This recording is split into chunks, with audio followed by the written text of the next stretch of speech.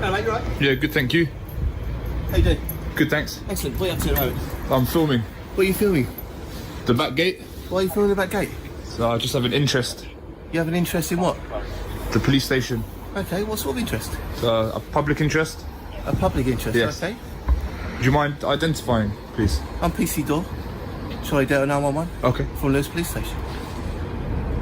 Can I help you with anything? You're sitting in a public place, but I need to understand your motivations in filming a police station. Okay. You'll see there's obviously a security concern there, isn't there? Right. Of people filming police stations. What sort of security concern? Well, I'm sure you can work that out for yourself, can't you? No, I can't. Okay. Could you Well, care to explain? well, you say to me you've got an interest in the back gate of the police station. Yeah. So what is that interest? It's a public interest. In what way? The public are interested. The public interested in the back gate of the police station? Yeah. And why would that be? Because the police station is paid for by the taxpayer, so I have a right to come and film it. Okay, alright. And who are you? I'm Pinnock. Pinnock, okay. Have you got any ID, Pinnock? No, sir. None at all? No. Okay. Sorry, I didn't mean to blow that in your face. Okay. Forgive me. The encounter starts calmly, with PC Door approaching the auditor in a polite and professional manner. He is to be commended for immediately providing his name and shoulder number when asked. However, the interaction quickly becomes problematic. The officer repeatedly questions why the auditor is filming a police station from a public car park, an activity that is entirely lawful. When pressed, the officer refers to vague security concerns, but fails to articulate any specific or credible risk. His request for identification, despite having no suspicion of a crime, amounts to an overreach, as a member of the public is under no legal obligation to identify themselves in these circumstances. Who you are. Okay, well, I'm not going to tell you who I am. It makes it a little bit more suspicious then. Not really, I'm a member of the public. I don't just have to give hand over details because you say so. Come on, like, that's not how these things work. Obviously, I'm just trying to establish what is going on here and who you are. So it makes life a lot easier, doesn't it? I'm a member of the public, Yeah. filming from public. Yeah. That's what you need to know.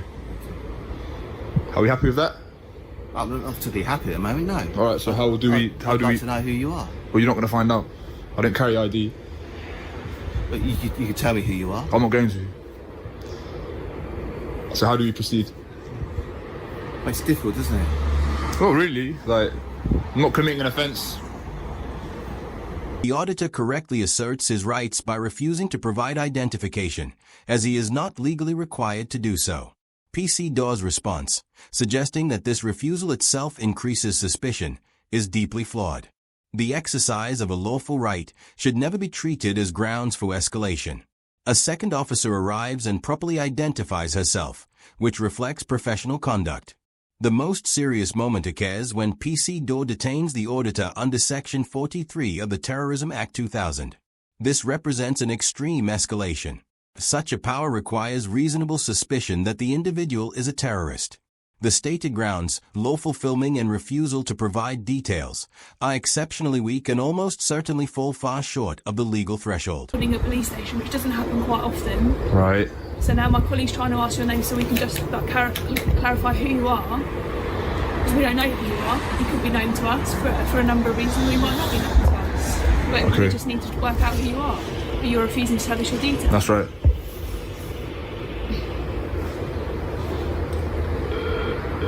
I don't see how this is suspicious. But what?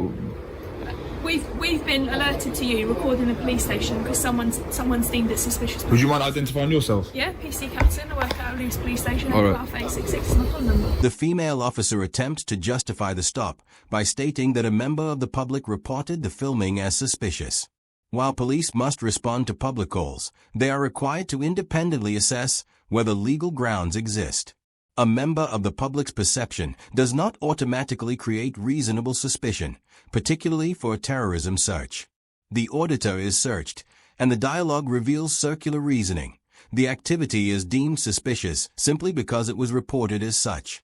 Despite the auditor repeatedly challenging the legal basis, the officers proceed, relying on the vague assertion that the behavior is unusual.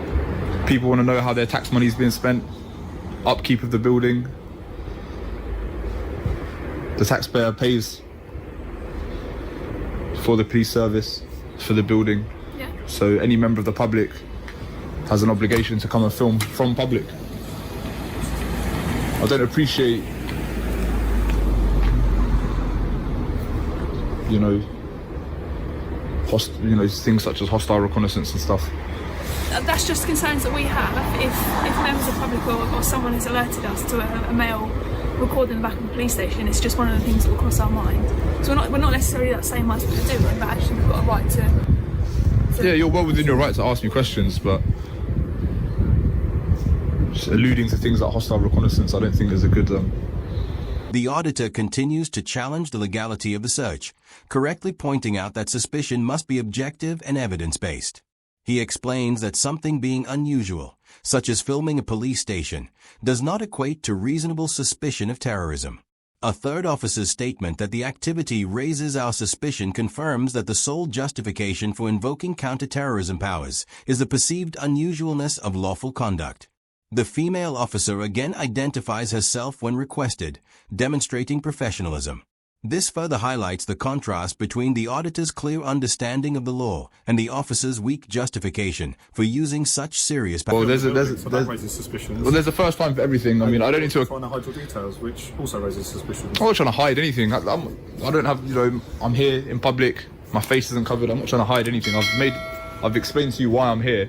I don't feel like I need to account for my presence. Okay, mate. But look, this is very, whether you think it's normal or not, this is very unusual circumstances. Okay.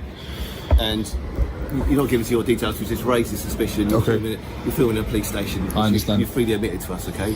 So this time you are detained for a search under Section 43 of the Terrorism Act, okay? Are you sure you want to do that? I'm PC Door for Lewis Police Station, yes. Okay, Yeah. could you explain to me the grounds for the search? Okay, stay your hands out I'm your not going to pocket for me. obstruct. Can I put the phone down? Can I hold it, mate? I'll just put it down like this. Sure. The auditor requests a copy of the search record, which he is legally entitled to receive, and the officer agrees. This is a correct and procedurally proper step.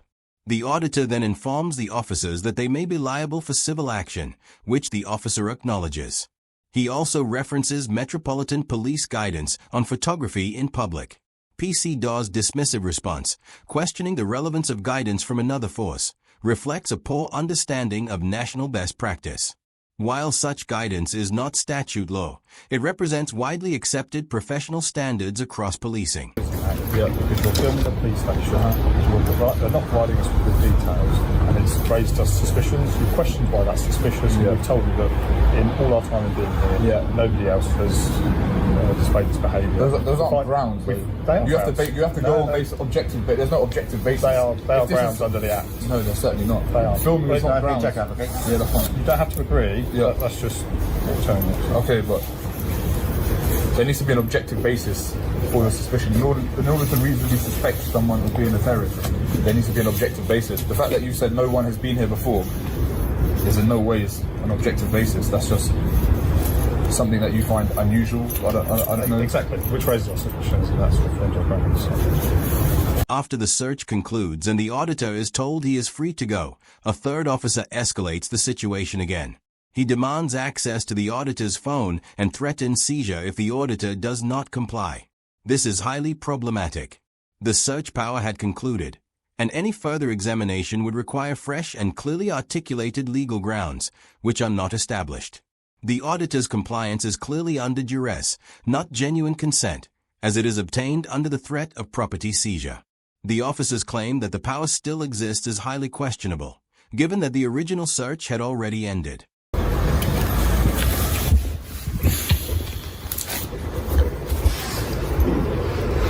Can I get a copy of the search slip, please? Absolutely, yes. Yes. Yeah. So you understand that now you may be liable to Of course I civil understand that, proceedings in a civil court? Yes, absolutely. Because you've just abused my rights. Well, I don't think I've abused your rights, have I I? think you have. Okay. Because there were no grounds other than the fact that no one in all your time of being here has filmed a police station before. There's photography guidance on the Met Police website. On the Met Police website? Yeah. Oh. There's guidance about photographers, public photographers, and how the Terrorism Act shouldn't be used to interfere with people recording from a public place. In any case, you should be engaging with public photographers to help identify criminals. We are engaging. I know, so what was the reason for the search? What, because I wouldn't give my details? But so we have explained, obviously you're being here, you haven't given us really much details. I don't need to give you any details. That's fine. But then you need to understand that raises our suspicions. But if I want to, I don't have to account for my presence in a public place. Like, I could exercise my right to not even speak, and you can't interfere with me. I don't know who you are, so I don't know if you're known to us for any reasons, okay? So how would I find that out if I don't know who you are? So you could have given us your name, your date of birth. I don't need to, though. Under protest, the auditor allows the officer to view his phone.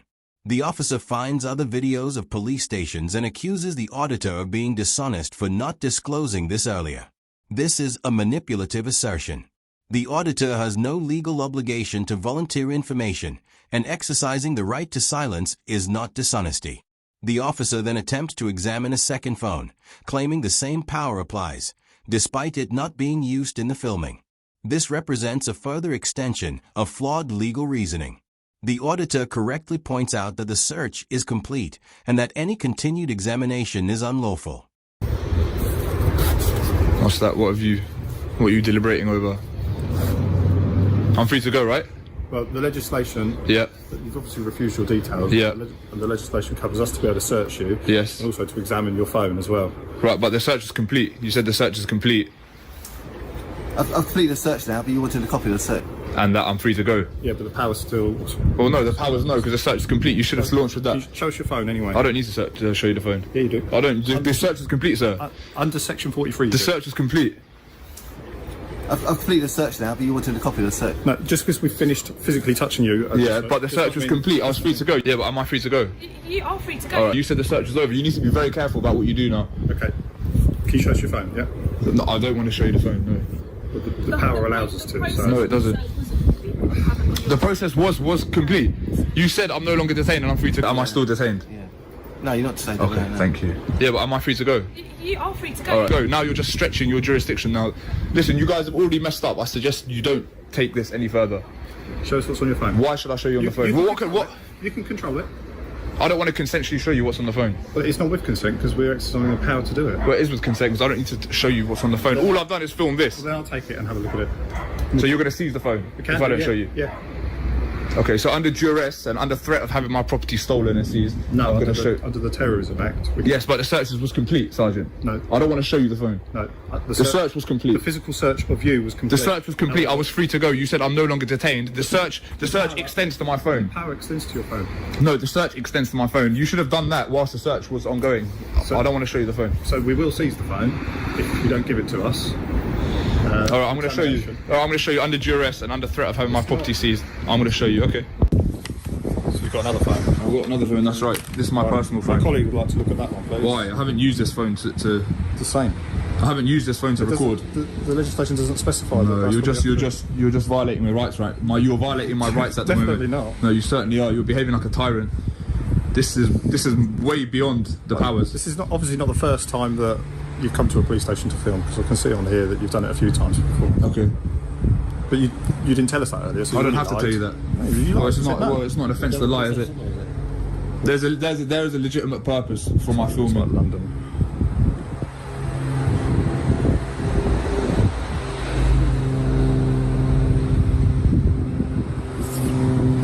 Pick this back up. I don't have to explain my motivations. You don't have to, but then you raise suspicion, don't you? But the search was complete, and then you've then gone and looked through my phone. And under threat of it being seized, I've allowed you to do so. The search wasn't complete. The search was complete. The search extends to the phone during the time in which I was detained. The time in which the search was complete. That's it. You can't then go and... Yes, because I can still be here. I'm in a public place. You said that I'm free to go, so I'm free to stay. So the search was complete, and then you've then taken it upon yourself to take my phone from me and look through it. Having found no evidence of wrongdoing, the officers begin completing the search paperwork. The auditor remains on scene to ensure he receives his search record. A third officer confirms the auditor is not detained but suggests that his continued presence is suspicious. This ignores the fact that the auditor is lawfully in a public place and is waiting for paperwork arising from the police's own actions. The final moments show officers conferring before the video ends. While the resolution of the search slip is unclear, the core interaction, the stop, search, and phone examination, has effectively concluded.